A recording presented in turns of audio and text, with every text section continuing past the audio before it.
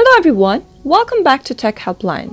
I'll be showing you how to chat on TikTok in today's tutorial episode. Watch the video till the very end to learn how and subscribe to our channel by hitting the subscribe button. Press the bell icon so that YouTube will notify you whenever we post a new video.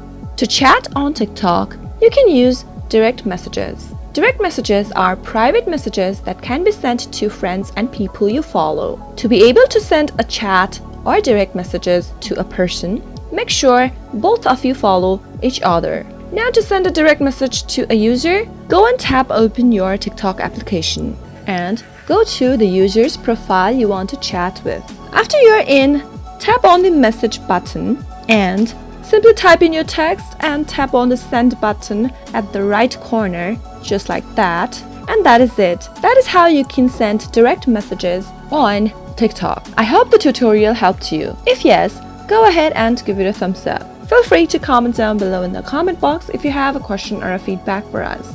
I'll be back soon with more tutorial episode. Thank you for watching.